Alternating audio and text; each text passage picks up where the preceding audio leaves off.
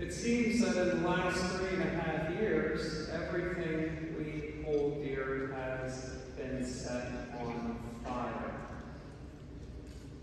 We need to fight fire with fire. The fire that we hear about at the end of today's gospel, the fire of God's love that was within the 2 disciples after their encounter with Jesus. We need that fire to evangelize. And today, Jesus shows us exactly how to evangelize. Without obstacles, without judgment, and without doubt. The 2 were on the road to Emmaus in the first place because they were escaping what they did not want to face. They did not want to confront the reality that Jesus was not the political liberator they had hoped for, which was tragic because they allowed that to blind themselves from the greater reality that Jesus, through his death and resurrection, won for them and all humanity salvation. The greatest treasure no one ever had to take away, but they were blinded from seeing that because they were stuck on that obstacle. And while that's true, things over and over again have not been playing out the way we had hoped. We can't let that or anything else become an obstacle to keeping us from seeing the freedom that Jesus won for us. We're going to need all eternity to recognize just how rich we are, but we're meant to start that recognition today. What this freedom means, how it's meant to set us always on fire, and how we are called to announce that freedom. So although Lent is over, we must constantly strive to make sure that nothing is getting in our way, nothing is blinding us, that we are as free as possible. And that freedom is necessary for the next, most critical, and I would argue the hardest step of evangelization: listening. In his love for the 2 disciples, Jesus patiently listened to them say everything they wanted to say. He waited for them to finish. And I'm just speaking for myself. It feels overwhelming when we have to listen to the evil foolishness that so many people try to tell us all the time. And it's overwhelming not to give into that temptation to cut them off before we have to endure one more word of that foolishness. Resist. Let them finish. And there are many reasons for that. First, remember how throughout your life journey, Jesus had patiently been loving you. Remember the danger there is of judging the person. They may be completely wrong about this or that, but that does not diminish their personhood. That does not diminish the fact they're the beloved child of God. It's a trap to judge, the worst trap.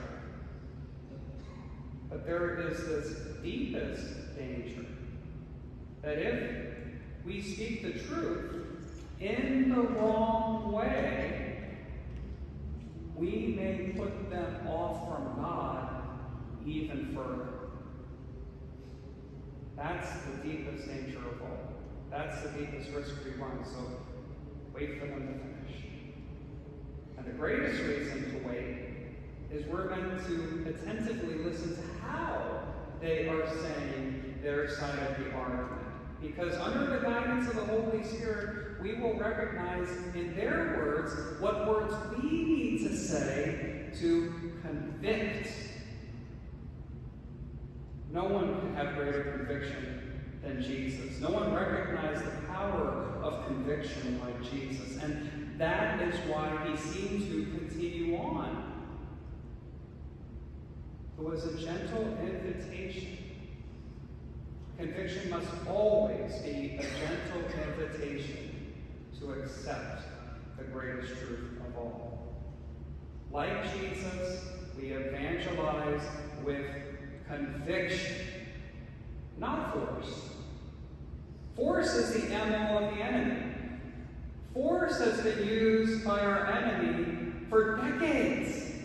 It seems that things have gone haywire the last few years, but that is the fruit of decades of their forcing their lives, especially on the children, which now are grandparents in many cases. That's how far back these lies go. We have our work cut out for us, but we have Jesus, so it's still no match. And I would argue it's too late, it's unlikely that the prime liars are going to convert, because most of them consciously collaborate with Satan. Period. So instead, we need to focus our evangelization on those they've duped. Concentrate on them. Transform their foolishness into indestructible faith in the indestructible truth of the indestructible love and power of God.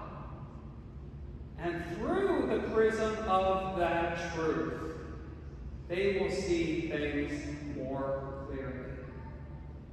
They will see how the media and unelected bureaucrats have suppressed the mountains of evidence which has proven their narrative to be a lie. Through the truth, they will recognize how abortion and grooming have destroyed the lives of countless children. Through the truth, they will recognize how we have been falsely divided for the sake of conquering us. But most especially, through the truth, they will recognize that in spite of all of our shortcomings, Jesus still invites them to share in his conviction. The proof is in the disciples at the end of this gospel. They show it is not too late. We need to evangelize with conviction. We need everyone to wake up from this woke nightmare we find ourselves in. And by enkindling the fire within us first, spreading that fire to others, and knowing that God will stay by our side no matter what, together we will show everyone the delight of truth and the danger of foolishness. Together, with that fire, we will incinerate evil.